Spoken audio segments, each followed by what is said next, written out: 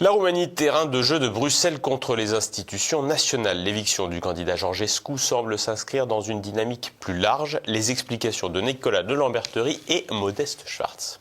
Après l'interdiction définitive faite à Călin Georgescu de se présenter à l'élection présidentielle roumaine, différentes options existaient pour les souverainistes roumains, ou bien l'appel au boycott de l'élection, ou bien la recherche d'une candidature alternative. Au final, ce sont deux candidatures alternatives et conjointes qui vont être déposées, celle de George Simion et celle d'Anna Maria Gavrila, qui ont tous deux fait campagne pour Călin Georgescu ces derniers mois. Simion et Gavrila collectent tous deux les signatures de citoyens nécessaires et se sont engagés à ce que l'un ou l'autre se retire dans l'éventualité où la toute-puissante et arbitraire Cour constitutionnelle validerait leurs deux candidatures. Des deux potentiels candidats de remplacement, George Simion est le plus en vue. Député et président du parti AUR, il avait échoué en 4e position de la dernière présidentielle en novembre 2024, puis s'était rallié pleinement et très activement à la candidature de Călin Georgescu avant que l'élection ne soit annulée. Simion s'est fait connaître en Roumanie en 2019 par son hostilité envers la minorité hongroise de Transylvanie, puis son opposition radicale aux mesures du Covid. Extrêmement actif sur la scène européenne et internationale, Simion représente une option davantage euro-atlantiste que ce qu'incarnait la candidature de Georgescu, et son parti a d'ailleurs rejoint le très atlantiste groupe ECR au Parlement européen. On peut dire qu'il n'a pas vraiment l'envergure intellectuelle de Georgescu, même si ça a l'air d'être un fin politicien. Cette candidature probablement ne fera pas le plein des votes qui auraient été engrangés par Călin Georgescu. Anna Maria Gavrila, c'est la figure de proue de l'aventure du POT, donc le parti des jeunes gens, qui est un parti très original, créé ad hoc pendant la campagne présidentielle de 2024 pour soutenir la candidature de Călin Georgescu. Son originalité vient que ce sont, d'une part, comme son nom le dit, des Roumains relativement jeunes par rapport à la moyenne d'âge de la vie politique roumaine. Et beaucoup d'entre eux sont issus de ce qu'on appelle la diaspora, c'est-à-dire de ces Roumains qui vivent avant tout en Europe de l'Ouest, et qui, c'est la grande découverte des scrutins de 2024, semblent désormais se tourner assez massivement vers des options souverainistes, alors qu'il y a encore 10 ans, exactement comme encore aujourd'hui en Moldavie, c'est plutôt le réservoir de voix sur lequel comptait le camp euromondialiste en Roumanie. De façon plus générale, l'élection présidentielle roumaine est progressivement en train de tourner à la farce.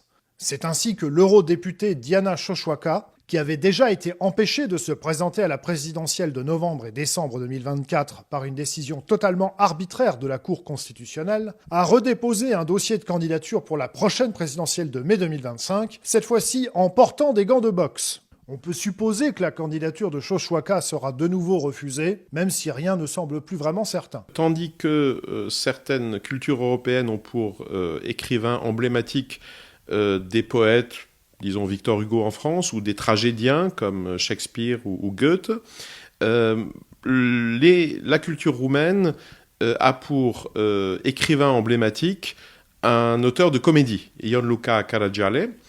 Ce à quoi on assiste en ce moment, c'est effectivement une phase assez typique de la vie politico-culturelle roumaine, c'est-à-dire la transformation d'une tragédie ou d'une tragédie potentielle ou d'un mélodrame en comédie.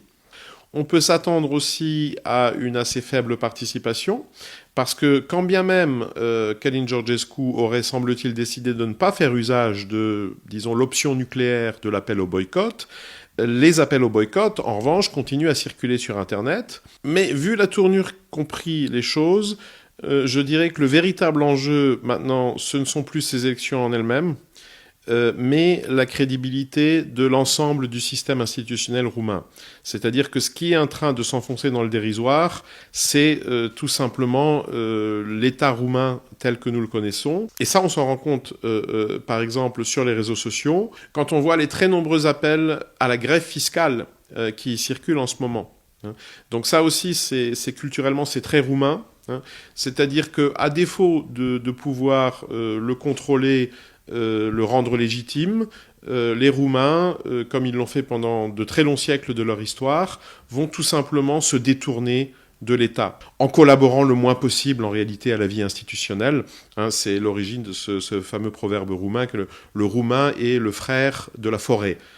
Parce que la forêt, c'est là qu'il va se cacher quand passent les précepteurs, l'administration fiscale, l'armée, les recruteurs de l'armée. Quant à l'élection présidentielle elle-même, il semble beaucoup moins probable que Simeon ou Gavrila aient une chance de la remporter, et il pourrait bien servir de sparring partner pour le candidat euro-mondialiste au second tour, sur le modèle Chirac-Le Pen de 2002, ou sur celui du second tour de la présidentielle roumaine de 2000 entre Iliescu et le candidat d'extrême droite Vadim Tudor. En tout état de cause, la Roumanie est en train de devenir le point culminant des coups de force antidémocratiques contemporains que l'on peut observer un peu partout en Europe et qu'une part des opinions publiques européennes interprètent comme tels.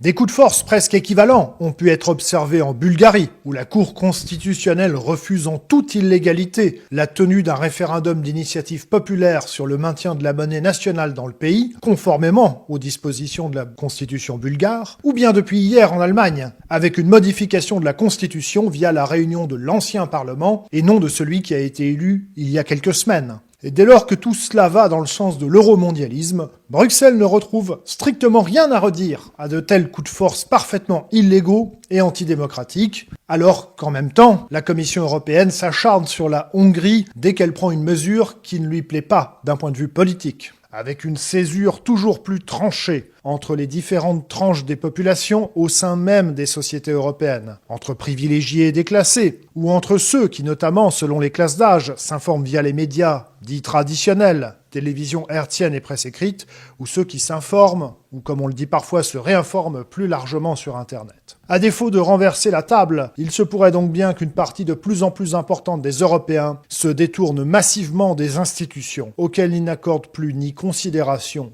ni légitimité.